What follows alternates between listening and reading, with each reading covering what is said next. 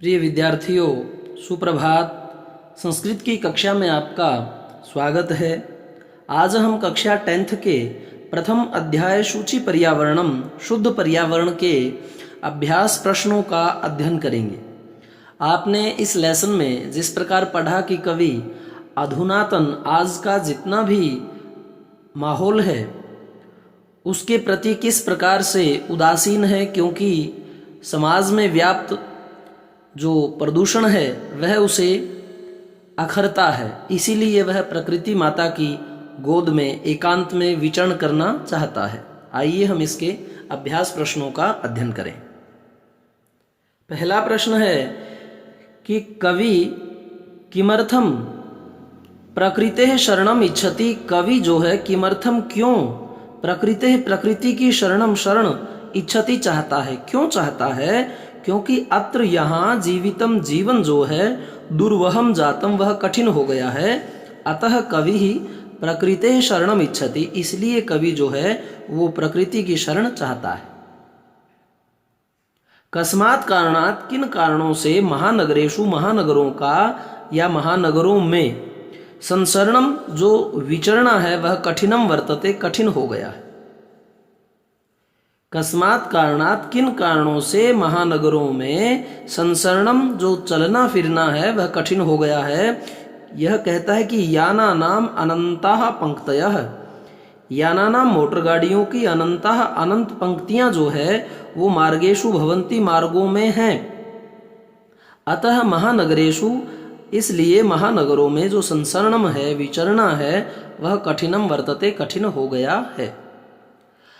अस्माकं पर्यावरणे, हमारे पर्यावरण में किम किम दूषितम अस्ति, क्या क्या दूषित है। तो अस्माकं पर्यावरणे, हमारे पर्यावरण में वायुमंडलम वायुमंडल और जलम जल, भक्ष्यम खाने योग्य जो पदार्थ हैं वो, धरातलम यह जो पृथ्वी है वो दूषितम अस्ति दूषित है। धरातल खाने योग्य जो पदार्थ हैं वो, जलम और वायुमंडल यह हमारे पर्यावरण में दूषित है। कवि कुत्र संचरणम कर्तुम इच्छति, कवि कुत्र कहाँ संचरणम जो है विचरण करना चाहता है, कर्तुम करना इच्छति चाहता है। तो कवि ही ग्रामांते, कवि ग्राम के अंत यानी ग्राम की सीमा पर, एकांते एकांत में, कांतारे जो जंगल है उसमें संचरणम कर्तुम इच्छति। कवि गांव की सीमा पर एकांत में जो कांतार क्या है जंगल जो है वहां संचरणम घूमना फिरना कर्तुम इच्छति चाहता है। आगे है कि स्वस्थ जीवनाय, स्वस्थ जीवन के लिए कीदृशे कैसे, वातावरणे वातावरण में, भ्रमणीयम भ्रमण करना चाहिए। तो स्वस्थ जीवनाय स्वस्थ जीवन के लिए, शुद्धे वातावरणे शुद्ध वातावरण में, भ्रमणीयम भ्रमण करना चाहिए। अंतिमे पद्यांशे, अंतिम पद्यांश में कवेः कवि का क्या कामना कामना अस्ति है कि अंतिम पद में कवेः कवि की क्या कामना है। अंतिम पद्यांशे, अंतिम पद्यांश में कवेः कवि मानवानाम जीवनाय कामना अस्ति, मानवों के जीवन की कामना करता है, मानव के अच्छे जीवन की कामना करता है।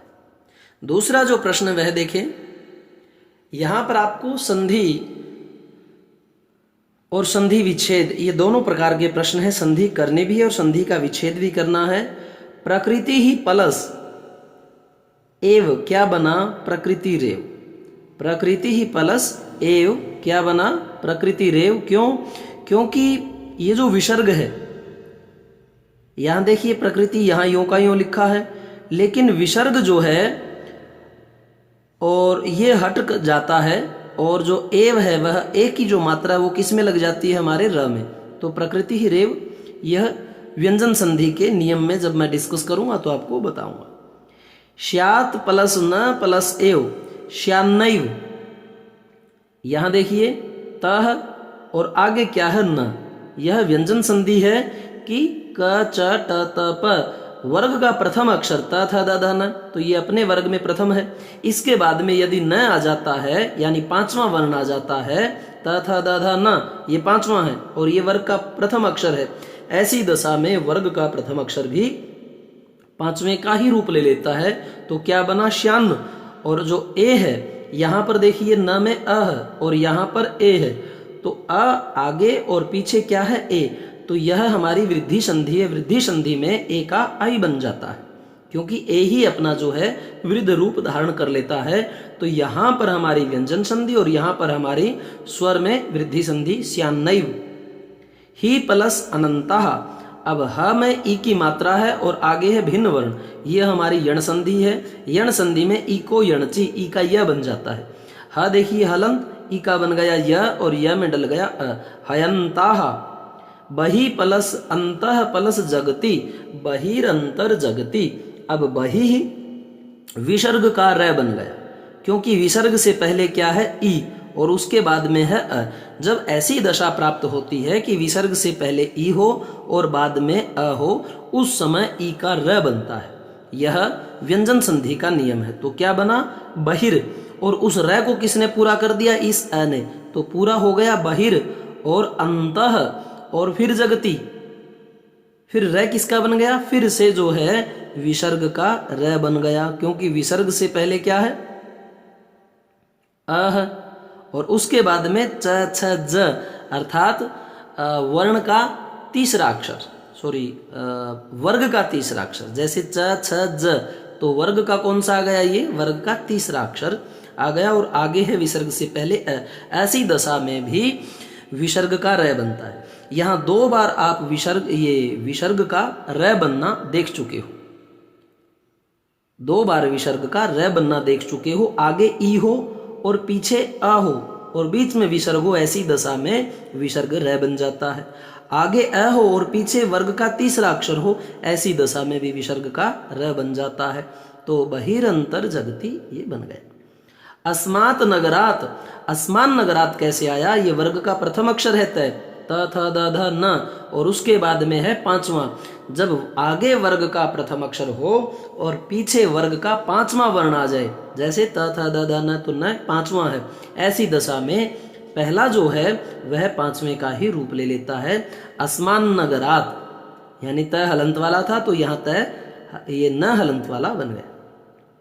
समपलश चरणम, अब देखिए म है, ये संचरणम कैसे बना, इसलिए बन गया क्योंकि यदि आगे क्या हो, म हो और पीछे जो है ये च आया है।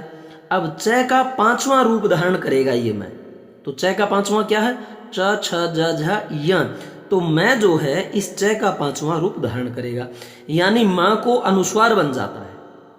मां को अनुस्वार कौन सा बनता है, अनुस्वार का अर्थ है पांचवा वर्ण। अनुस्वार कौन सा बनता है, अनुस्वार वो बनता है कि मैं के सामने जो भी व्यंजन आपको प्राप्त होगा उसी वर्ग का पांचवा जो है मैं बन जाता है। तो च छ ज झ य है, च का पांचवा, ये जो य है ये मैं इस य का रूप धारण कर लेता। धूमम मुंचती, अब धूमम, ये देखिए आगे मैं है और पीछे भी मैं, तो मैं का पांचवा क्या बनेगा, मैं का तो मैं ही रहेगा, क्योंकि प फ ब भ म, मैं स्वयं पांचवा है, इसलिए धूमम मुंचती, इस प्रकार से यह आपका बना। प्रश्न है कि प्रकृति प्रत्यय विभागम संयोगम कुरुत, आपको इनका विभाग और संयोग करना है। जैसे प्र उपसर्ग प्लस क्री प्लस तिन, तो आपको ये बताना है कि इसका बना क्या। जैसे देखिए यहां पर आंसरों में आ जाइए, प्र प्लस प्र उपसर्ग है, क्री प्लस तिन, तो क्या बना, प्रकृति ही। अब ये प्र यों का यों आ गया, क्री देखिए यों का यों आ गया, और क हाफ है क्योंकि क आधा है और न भी आधा है, क्यों, क्योंकि न में हलंत लगा है। फिर पूरा क्या बचा, ती, तो कतिन का जो है ती बचता है, यह ध्यान रखें। प्र क्री प्लस कतिन प्रकृति ही, नी प्लस श्री प्लस कत प्लस टाप। अब देखिए नी यों का यों प्राप्त हो रहा है, श्री यों का यों प्राप्त हो रहा है, कत का सिर्फ तय बचता है, क्योंकि क आधा है, इसको हटा देते हैं, त बचता है, तो निश्रित बन गया। और टाप जो है वह किसी भी शब्द को स्त्रीलिंग बना देता है, और टाप का सिर्फ आ बचता है, टाप का सिर्फ आ बचता है, तो निश्रिता बन गया। उसी प्रकार दूष प्लस कत, तो ये था दूषित, दूषितम पूरा जो है हमारा शब्द बना है, दूष प्लस कत दूषितम। और क्री प्लस अनियर, देखो क्री करणीयम, अनियर का नियम जो है शेष यह इसमें बना, और क्री जो री का है इसने यह रूप धारण कर लेता है, री आपके तद्भव में आ जाता है, क्री प्लस अनियर करणीयम। भक्ष प्लस आगे देखें, भक्ष प्लस यत, भक्ष्यम, भक्ष्यत नहीं बनेगा, भक्ष्यम। रम प्लस अनियर प्लस टाप। अब देखिए रम का रम, अनियर का णीय बचा, णीय, और टाप का सिर्फ आ, रमणीया। और टाप जो है स्त्रीलिंग बनाता है किसी शब्द को। टाप और गीप प्रत्यय जो है, गीप का ई बचता है, टाप का आ बचता है। व्री प्लस अनियर प्लस टाप। व्री का ये देखिए ये री जो है इस र में चेंज हो जाता है, और अनियर का अणीय, व्री प्लस अनियर वर्णीय, और टाप का आ वर्णीया। पिश प्लस कत तो क्या बना, पिष्टा। इस प्रकार से यह जो आपका प्रकृति प्रत्यय यह एग्जाम की दृष्टि से अति महत्वपूर्ण है। एक प्रश्न हमारा ऐसा बनता है कि जो ये विग्रह पद हैं, अब ये है विग्रह और ये है समस्त पद, इस विग्रह पद का आपको एक बनाना है और फिर इसका समास का आपको नाम देना है कि समास इसमें कौन सा है। तो मलेन सहितम, अब जो मल सहित हो, सहित को हम स ले लेते हैं और मलेन का सिर्फ मलम, तो समलम, स का अर्थ होता है विद, यानी मलेन सहितम ये विग्रह पद था बड़ा, इसका हमने समस्त पद इकट्ठा बना दिया समलम। और ये किस समास का अंग है, अव्ययी भाव समास का। अब समलम जो है यह अव्यय शब्द बन गया, इस पे लिंग वचन कारक काल का समलम पे कोई प्रभाव नहीं पड़ेगा। समलम को चाहे आप स्त्री के साथ यूज कीजिए, चाहे पुल्लिंग के साथ यूज कीजिए, चाहे नपुंसकलिंग के, समलम में अंतर नहीं आएगा। हरिता च ये तरवह, हरित तरुणाम, हरित, हरिता का हरित, और कौन है, तरवह पेड़ है, तो हरित तरुणाम कर्मधारय समास बन गया, क्योंकि हरा विशेषण है और तरुण जो ये तरुण जो तरु जो वृक्ष है वह विशेष्य है, तो विशेषण और विशेष्य किसमें होता है, कर्मधारय में। ललिता चयाह लता, ललित लता नाम कर्मधारय, ललित होता है सुंदर और लता क्या होता है, बेल।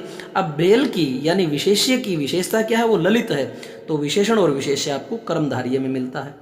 ललिता चयाह यह लता मतलब ललित लता नाम। नवा मालिका, नव मालिका, मालिका जो है यह भी एक बेल की प्रजाति है और वो कैसी है, नई है, तो यहां पर भी विशेषण विशेष्य तो कर्मधारय समास। धृता संदेशः येन, धृत धृत सुख संदेश, धृतः सुख संदेश है, धारण कर लिया है जिसने सुख का संदेश, येन वह, तो उसका नाम तो नहीं आया, अर्थात कोई अमुक व्यक्ति है। तो जहां पर जो हमारा समस्त पद बनता है, यदि उसका वही नाम ना निकल करके कोई अन्य अर्थ निकलता है तो वह बहुव्रीहि समास होता है। अब मान लो धारण कर लिया सुख का संदेश किसने, रमेश ने, तो धृत सुख संदेशम, हमने यह कह दिया कि धारण कर लिया है सुख का संदेश, और वहां खड़ा है रमेश, तो आप क्या कहेंगे, अरे ये तो रमेश है, लेकिन धृत सुख संदेशम में तो रमेश नाम नहीं है ना, इसलिए यह बहुव्रीहि समास बना। अर्थात जिसने सुख के संदेश को धारण किया है वह, और वो कोई भी नाम हो सकता है, उसका अर्थ इससे नहीं निकला, इससे तो हम सिर्फ गैस कर सकते हैं। तो ऐसे बहुव्रीहि समास होते हैं।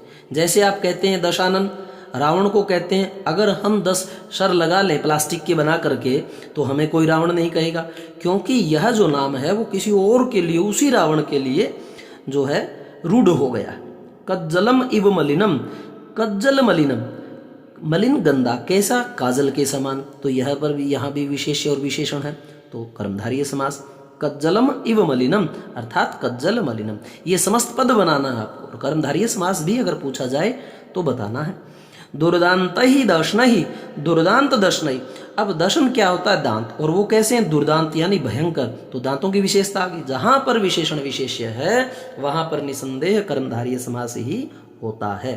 तो प्रिय विद्यार्थियों, हमने जो आपके ये समास है वह भी किए, प्रत्यय भी किए और कुछ प्रश्न भी किए।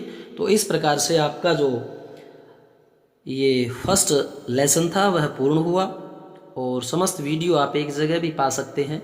गुरुजी आर.पी. शोराण के चैनल में जाएं, प्लेलिस्ट को क्लिक करें और उसमें जो है आप 10वीं संस्कृत जो है चुनें, उसमें आपको एक जगह सारे के सारे वीडियो क्रमशः प्राप्त होंगे। धन्यवाद।